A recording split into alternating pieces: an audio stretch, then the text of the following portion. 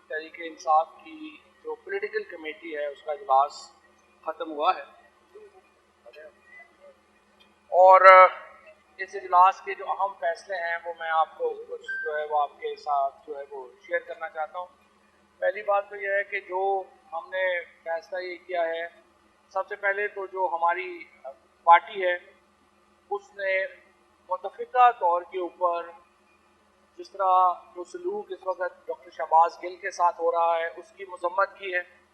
हम समझते हैं कि जिस तरह से उसे टॉर्चर का निशाना बनाया गया वो नाकाबिल कबूल है और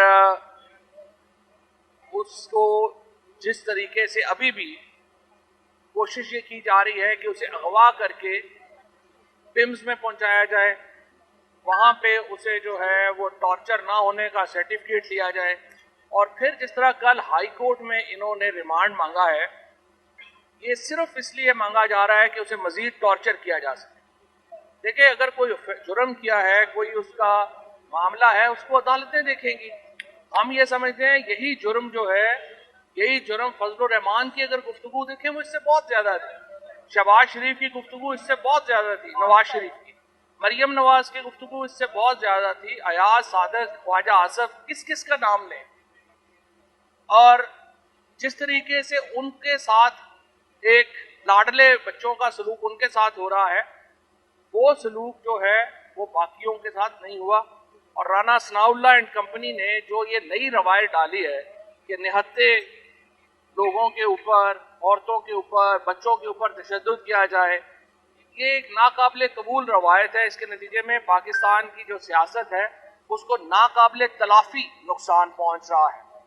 और डॉक्टर शहबाज गिल जो है उसके साथ आपने उस दिन नाशूर था, हर शख्स को पता है कि मोबाइल नहीं चल रहे थे। ये कहना कि हमें दोबारा रिमांड चाहिए क्योंकि हमने मोबाइल फोन रिकवर करना है, अहमकाना बात।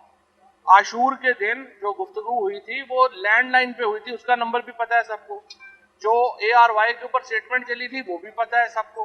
अब सिर्फ एक मंसूबे के तहत शहबाज गिल को जो है वो टॉर्चर के लिए लिया जा रहा है, ये नाकाबिल कबूल है। आज चेयरमैन पाकिस्तान तहरीक इंसाफ इमरान खान ने डॉक्टर शीरी मजारी को ये हदायत की है कि आलमी सतह के ऊपर ये जो टॉर्चर का मामला है उसको उठाया जाए।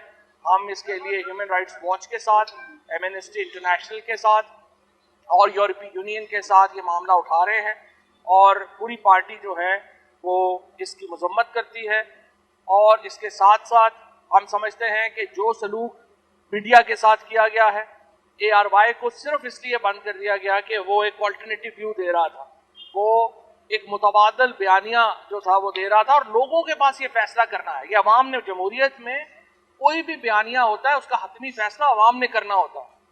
अब आप ये जब आप टीवियों के इसलिए बैन कर दें कि वो मुतबादल बयानिया क्यों दे रहा है, उससे एक बहरान पैदा हो गया। और हमने ये फैसला किया है कि जुमेरात को पूरे पाकिस्तान में एक आज़ादी सहाफ़त का दिन मनाया जाएगा।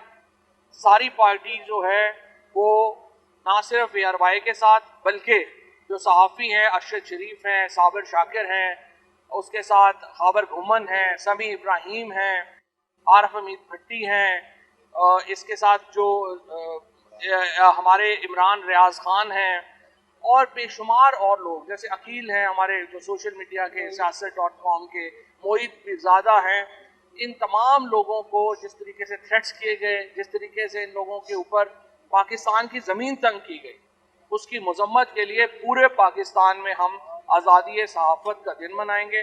और पूरे जुमेरात को इंशाअल्लाह ताला पूरी तरीके इंसाफ जो है वो तमाम इज़ला में पूरे पाकिस्तान में सहाफ़त की आज़ादी के लिए बाहर निकलेगी। इसके साथ साथ हम देख रहे हैं कि एक मज़मूम कोशिश हो रही है अदलिया को तकसीम करने की।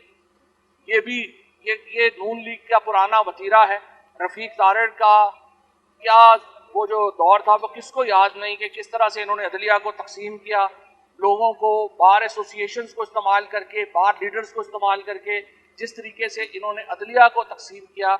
इसके लिए हम इंशाअल्लाह सोमवार को अदलिया का इंडिपेंडेंस डे मनाएंगे और ये जो दिन होगा इस दिन हम पूरे पाकिस्तान में अदलिया के बार एसोसिएशन, हमारी ILF जो है वो इसको लीड करेगी और इसी ज़िमन में इमरान खान इंशाअल्लाह जो है वो बार एसोसिएशन से भी खिताब करेंगे और हम जो अदलिया की इंडिपेंडेंस का दिन मना रहे हैं, सो दो हम जो एक हमारा मकसद है, एक जो अदलिया की आज़ादी के लिए और इंडिपेंडेंस के लिए जो है वो हम खड़े होंगे, और फिर मीडिया की आज़ादी के लिए और जो लोगों को हैरेस किया जा रहा है उसके खिलाफ ये दिन मनाए जाएंगे।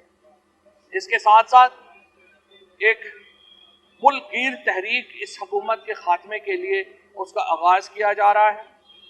10 सितंबर तक, यानी आज 15 अगस्त है, तो 10 सितंबर तक इमरान खान पूरे मुल्क के तूलो अर्ज में जलसे करेंगे, और ये सिलसिला 19 तारीख से शुरू होगा, जब इमरान खान कराची में पहला जलसा करेंगे, 20 तारीख को हैदराबाद में दूसरा जलसा करेंगे, और उसके बाद रावलपिंडी, सरगोदा, जेलम, उसके बाद ननकाना, उसके बाद फैसलाबाद, उसके बाद ये शेखुपुरा, उसके बाद कोयटा और दीगर तमाम पूरे मुल्क भर में एक जो जलसे हैं वो किए जाएंगे, और एक मुल्कगीर तहरीक चलाई जाएगी इंतखाबात के लिए। इन इंतखाबात को जिस तरीके से डिले किया जा रहा है वो नाकाबिले कबूल है। शहबाज शरीफ का ये कहना कि आप मिसाक जमहूरियत को आप जो पॉलिटिकल फ्रेमवर्क है उसके ऊपर छोड़ें, इलेक्शंस को छोड़ें और मईशत के ऊपर बातचीत कर लें, बिल्कुल अहमकाना बात है। कोई भी जो सियासी जमात है वो मईशत के ऊपर सिर्फ कम्युनिस्ट निज़ाम होता है जहां पर आप एक मुआशी लाइन होती है। जमहूरियत का मतलब ही ये है कि आप मुख्तलिफ मुआशी मॉडल्स को वोट देते हैं, और ये होता है कि आपने किस तबके से लेके किसको देना है, यही सारा इकोनॉमिक फ्रेमवर्क होता है, और हर सियासी जमात का अपना मकसद है। और इसीलिए मैं तो ये कहता हूँ कि आप छोड़ें पीटीआई, तो ज़ाहिर है आपकी पॉलिसीज़ को, आपकी मुआशी पॉलिसीज़ को सपोर्ट करना हम समझते हैं कि ये तो बिल्कुल एक जाहिलियत होगी, क्योंकि आपकी तबाहकुन मुआशी पॉलिसियाँ हैं, कोई भी इसको सपोर्ट नहीं कर सकता। पाकिस्तान के अंदर इंडस्ट्री बंद हो रही है, 50 रुपये यूनिट के ऊपर बिजली का बिल इस वक्त पहुंच चुका है इंडस्ट्री के लिए, सारी इंडस्ट्री कोलैप्स हो गई है। पाकिस्तान में बेरोजगारी का एक तूफान आने वाला है। हमने 55 लाख नौकरियां 3.5 साल में पैदा की थी, अब एक बेरोजगारी का एक तूफान आने वाला है, बिकॉज आपकी जो लार्ज स्केल मैन्युफैक्चरिंग है वो तकरीबन अब नेगेटिव में जाने वाली है, और उसका असरात आपके सामने आने शुरू हो गए हैं। लिहाजा आपकी मुआशी पॉलिसियों के ऊपर मिसाक करना पाकिस्तान को बहुत बड़ा नुकसान पहुंचाने के मुतरादिफ होगा। हम इसको मुस्तरद करते हैं। सिर्फ एक बात के ऊपर मुज़ाकरात हो सकते हैं, और वो आम इंतखाबात का फ्रेमवर्क है। आम इंतखाबात के फ्रेमवर्क के अलावा हम किसी तरह की बातचीत जो है उसमें नहीं जाएंगे, हम उसको मुस्तरद करते हैं। और इंशाअल्लाह ताला अगर आप इसलिए इलेक्शन नहीं कराना चाहते, ये कहना कि इमरान खान इलेक्शन जीत जाएगा तो इसलिए हम इलेक्शन नहीं कराना चाहते, फिर आप मुल्क में मार्शल लॉ लगा लें, फिर आप मुल्क में कोई और निज़ाम लगा लें। जमहूरियत में ये नहीं हो सकता। अल्टीमेट आर्बिटर जो हैं वो पाकिस्तान की अवाम है, फैसला करना उनका इख्तियार है। और ये जो साजिश आप कर रहे हैं जिसके नतीजे में ये बताया जा रहा है कि पीटीआई को दबाया जाए और पीटीआई को किसी तरीके से हम बिल्कुल जो है वो इमरान खान को डिस्क्वालीफाई कर दिया जाए पीटीआई को, ये आपने, मैं समझता हूं कि आप 1970 से सबक सीखने की जरूरत है।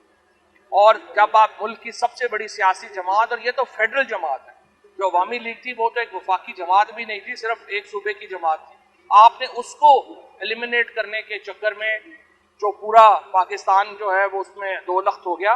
पीटीआई पाकिस्तान की इस वक्त फौज और पीटीआई ये दो कुव्वतें हैं जो पाकिस्तान को इकट्ठा रखती, और इन दोनों के दरमियान जो इख्तलाफात पैदा करने की कोशिश की जा रही है, और जिस तरीके से आपने हर सूरत में इक़्तिदार से चिमटा रहने की एक ख्वाहिश के जरिए जो ये फैसला किया है कि हम इसमें इख्तलाफ डाल लेंगे, ये पाकिस्तान की बुनियादों को हिलाने वाली बात है। इमरान खान को और पीटीआई को महदूद करने का मतलब पाकिस्तान की वफाकी हैसियत को महदूद करना है, और इस चीज़ के ऊपर बहुत आपको सोचना चाहिए। इलेक्शन कमीशन ऑफ पाकिस्तान का जो रोल है वो सबके सामने है। हम समझते हैं इलेक्शन कमीशन ऑफ पाकिस्तान इस वक्त हुकूमत की एक सब्सिडरी के तौर पे काम कर रहा है। वो किधर गया है पीपल्स पार्टी और नून लीग की फंडिंग? पीपल्स पार्टी और नून लीग ने जो मनी लॉन्ड्रिंग की वो लोगों के सामने क्यों नहीं लाई जा रही? पीपल्स पार्टी, नून लीग, जेयूआई ने जो फॉरेन फंडिंग ली, जो लिबिया से पैसे लेके अपने बनाए दफातर, वो क्यों लोगों के सामने जो है वो नहीं लाए जा रहे? तो इलेक्शन कमीशन का जो बायस है वो तो हमारे सामने है, और उसको हम उसकी शदीद मजम्मत कर भी रहे हैं, और इस इलेक्शन कमीशन के ऊपर हमें एतबार है भी नहीं। इंशाअल्लाह ताला ये जो फैसला कुन मरहला शुरू हुआ है तहरीक का, ये पाकिस्तान तहरीक इंसाफ और अवाम की कामयाबी के ऊपर मुंतनिज होगा, ये उसके ऊपर ख़त्म होगा, मुल्क आम इंतखाबात की तरफ जाएगा। आम इंतखाबात के अलावा कोई हल नहीं है। ये जो बैसूर असम्बलियाँ हैं, ये जो मकबूजा असम्बलियाँ हैं जिसमें स्पीकर साहब अभी बच्चों को बुला के खिताब करवा रहे हैं, एक्चुअली मेरे ख्याल में ये बच्चों को बुला के करा लिया करें, वो ज़्यादा सब्सटेंटिव है जो इस असम्बली का काम हो रहा है। बच्चे उनसे ज़्यादा अक्लमंद है जो इस वक्त बैठे हुए हैं। इस करप्ट टोले से जान छुड़ाना जो है वो बड़ा ज़रूरी है। और अगर आपने मिसाक करना है मईशत के ऊपर तो सिर्फ एक ही मिसाक हो सकता है कि सारे जो जरदारी और नवाज शरीफ और फजलुर रहमान ये बाहर पड़ा हुआ पैसा पाकिस्तान वापस लाए। इसके अलावा कोई मिसाक जो है वो मुमकिन नहीं। फौज चौधरी साहब क्या कहेंगे कि 25 मई के एक इदारों की भी बात की जो जिन्होंने काम किया वो अब इस्लामाबाद आके छुप कर बैठे हैं, तो उन लोगों को क्या पैगाम देंगे? उन लोगों को मेरा पैगाम यही है कि आप फौरी तौर के ऊपर वहाँ पे तशरीफ लेके जाएं और इस वक्त तफ्तीश में शामिल। हम कोई राना सनाउल्लाह नहीं है। पंजाब हुकूमत जो है उसको हमने बड़ा वाज़ेह पैगाम जो है वो दे दिया है। 25 मई के जो वाक़यात में लोग मुलव्वस हैं उनके खिलाफ फैसला कुन कार्रवाई होनी चाहिए। और ये बात हमने जो चीफ मिनिस्टर साहब हैं उनको भी जो है वो बावर करा दी है, इंतज़ामिया को भी बावर करा दी है। PTI के जो लोग हैं वो इसके ऊपर मुतमईन नहीं हैं अभी तक की कार्रवाई से। और हम ये समझते हैं, अभी हमने अपने जो होम मिनिस्टर हैं हाशिम साहब, उनको यहाँ पे बुलाया भी था। अभी उनको जो PTI के जज्बात हैं उनसे आगाह किया गया है। इसमें हम तवील लंबा जो अरसा है वो नहीं दे सकते। ये फौरी कार्रवाई जो है वो होनी चाहिए। और ये लोग जो भी है अता तारण है, राना सनाउल्लाह है, इनको वहाँ पे जाके लाहौर में तफ्तीश में शामिल हो। अच्छा फौज चौधरी साहब, अभी आपने कहा कि पाक फौज के साथ तहरीके साहब को लड़ाने की साजिशें हो रही हैं कुछ, ये कौन कोशिश कर रहा है? ये तो जो इक़्तिदार से चिमटा हुआ तबका है, जाहिर है वही कोशिश कर रहा है। और ये पूरी इन्होंने एक कैंपेन खड़ी की। देखिए ना, ARY को जो बैन किया गया, कैसे बैन किया गया, जब उन्होंने ये स्टोरी ब्रेक की कि किस तरह से स्ट्रेटजिक मीडिया सेल जो है जो नून लीग का काम कर रहा है उसने ये जो शोहदा के ऊपर कैंपेन है इसको बड़ा किया। और ये तासुर देने की अब हम 2 रिपोर्ट्स हमारा जो सोशल मीडिया सेल है वो इसको रिलीज कर रहा है, जिसमें आप देखेंगे कि जो इस वक्त पॉजिटिव ट्रेंड शोहदा के ऊपर चले उसमें 90% से ज़्यादा PTI के लोगों की पार्टिसिपेशन। और जिस तरीके से इन्होंने उसको नेगेटिव करके पेश किया उसके ऊपर बड़ा ज़रूरी है कि कार्रवाई की जाए, लोगों को पहचाना जाए, उनको सामने। तो ताल्लुकात कैसे हैं पाक फौज के तहरीके साहब? तो बात साहब सही हो। एक छोटा सा सवाल ये है कि बैकडोर टॉक्स की बात की जा रही है और इजाजुल हक के जरिए बातचीत की जा रही है, क्या तहरीक इंसाफ करेगी बैकडोर? मेरा ख्याल है किसी बैकडोर टॉक्स की ज़रूरत नहीं है। जो भी टॉक्स होने चाहिए, जो भी गुफ्तगू होनी चाहिए, जो भी बात होनी चाहिए वो सबके सामने होनी चाहिए, पाकिस्तान के अवाम के सामने होनी चाहिए। जो है बंद कमरों में बैठ के फैसले करने का दौर ख़त्म होना चाहिए और पाकिस्तान के अवाम जो है वो अल्टीमेट आर्बिटर होने चाहिए। ये नहीं हो सकता कि हम अपनी पॉलिसीज़ जो हैं वो 10-15 बंदे बैठ के एक कमरों में हम तय कर लें आपस में और उसके बाद कहें कि पूरा पाकिस्तान इसका बाउंड हो गया। आपको ये बताइएगा कि आसिफ जरदारी पंजाब हुकूमत लाने का जो है पूरा प्लान कर रहे हैं, इस पर आप क्या कहेंगे? आसिफ जरदारी पहले अपने सिंध हुकूमत बचा